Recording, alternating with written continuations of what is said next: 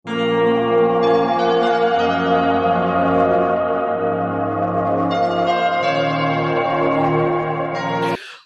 dasar ahli sunnah wal jamaah, teman-teman sekalian, dan antum duduk di majelis ilmu seperti ini belajar tentang konsep ahli sunnah wal jamaah. Yaitu kita taat pada wali amr, taat pada pemerintah. Landasan hukumnya adalah surah An-Nisa ayat 59. Ya alladzina amanu atiullaha wa atiur rasula wa ulil amri minkum. Hai orang beriman, taatlah kepada Allah, taatlah pada Rasul, dan taatlah pada pemerintah kalian. Itu yang kami pegangi. Pada saat teman-teman KPK meminta saya untuk datang, saya datang sebagai bentuk ketaatan kepada pemerintah. Dan itu adalah kewajiban untuk saya datang gitu ya. Tapi yang perlu digarisbawahi, saya datang bukan sebagai tersangka, teman-teman sekalian. Ya. Kalau tersangka bukan begitu modelnya. Antum sudah tahu pakai baju apa di KPK kan? Kalau tersangka, saya nggak ada foto di situ, saya nggak ada statement di situ. Saya diundang untuk datang dan saya warga Indonesia yang patuh, apalagi konsep kita patuh pada pemerintah, kita datang, gitu kan? Apa yang mereka butuhkan informasi kami sampaikan, sebatas itu. Jadi tidak ada hubungannya antara saya dengan korupsi itu ya, jauh sekali.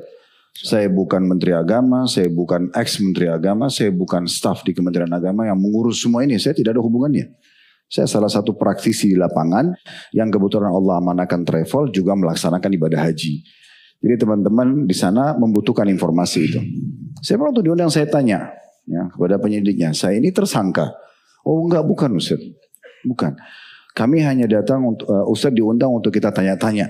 Ya, mungkin ada yang butuh disampaikan persaksian atau apa yang diketahui tentang masalah haji dan kuotanya. Oke? Kami dukung apapun itu sifatnya, kan gitu. Sebagai warga negara yang baik, kita harus dukung program-program pemerintah, kan gitu. Kita dukung apapun sifatnya, apa yang bisa saya bantu silakan saya sampaikan. Makanya kan statement yang benar itu adalah memang kami membantu para penyelidik itu untuk menyampaikan. Dan bukan cuma saya, banyak orang yang diundang gitu ya. Cuma mungkin Allahu alam kenapa nama Khalid Basalamah ini kalau sudah naik di media luar biasa seperti gula dan madu gitu ya. Terjual sekali gitu. Sudah ada yang buat karikatur seperti saya sudah diborgol, ada yang ini dan itu. Ya ini kebodohan gitu ya. Sebenarnya tidak seperti itu. Satu sisi juga teman-teman sekalian, kita ini satu negara, satu bangsa. Kita ini kayak bersaudara, ya. Sehatnya satu rumah tangga itu di saat orang tua berhasil membina anak-anaknya, saudara dengan saudaranya saling sayang dan menghormati. Kan harusnya begitu. Kita kan harus saling menyayangi sama-sama warga negara gitu ya. Saat itu bentuknya adalah kalau ada program-program yang baik, teman kita atau saudara kita sebangsa negara, terlepas daripada seagama, sebangsa aja gitu kan. Karena kita memang Bhinneka Tunggal Ika. Oke, apapun yang positif kita dukung. Kalau ada sesuatu yang salah kita ingatkan dan kita luruskan. Saya yakin KPK dibentuk memang untuk tujuan yang baik untuk negara kita. Kita berikan dukungan, ya kan? Kalau ada informasi yang butuh kita ditanyakan, sampaikan, gitu ya. Saya tidak, alhamdulillah, waktu diundang tidak menolak. Karena apa yang mesti dikhawatirkan? Tidak ada kesalahan, gitu ya. Saya tidak berbuat apa-apa, gitu. Kecuali saya memang terlibat di pemerintahan, kemudian memang pernah ya ada tanda tangan palsu atau apa, Allahu alam. Tapi ini alhamdulillah tidak pernah. Saya di kantor sendiri, di usaha sendiri, ya semua itu juga bergerak alhamdulillah dengan rezeki yang halal, tidak ada sesuatu yang dikhawatirkan. Jadi saya mengajak teman-teman sekalian, kita ini lebih dewasa dalam menanggapi masalah ini. Dan saya sekaligus juga mengingatkan teman-teman di media, kita lebih baik profesional. Ya. Jangan hanya yang penting tanda kutip terjual beritanya. Sehingga mengangkat judul-judul yang mengkritik supaya orang mau baca. Akhirnya banyak yang nonton, ini gak benar. Itu gak profesional namanya. Harusnya tulis yang benar apa adanya gitu ya. Supaya nanti informasi yang sampai ke masyarakat itu bentuknya edukasi dan informasi yang benar. Nah itu yang benar. Kalau hanya provokatif untuk apa gitu kan. Supaya sesama warga negara saling menyerang. Ini rapuh sekali kalau ada orang dari negara lain mau masuk ke negara kita. Kondisi begini ini rapuh sekali. Karena mudah sekali kita provokasikan satu sama yang lain ya. Sama warga negara itu terjadi waktu Belanda dulu masuk menjajah kita. Karena mudah sekali kita diprovokasi.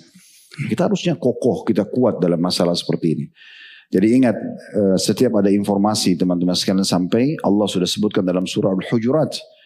Ya alladzina amanu in ja'akum fasiqun binaba'in fatabayyanu an tusibu qauman bijahalatin fatusbihu ala ma fa'altum nadimin.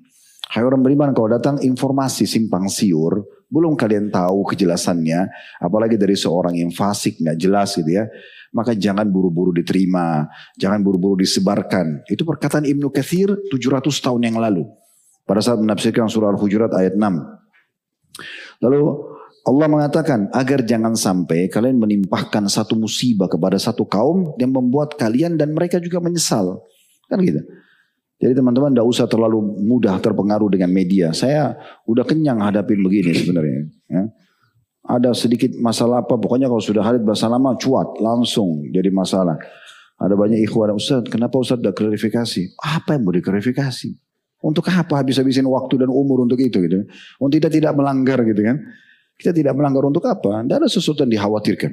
Ya seperti itu. Allahuakbar. Oke, Masya Allah. Semoga Allah menjaga antum dan juga kita semua dari fitnah insya Allah.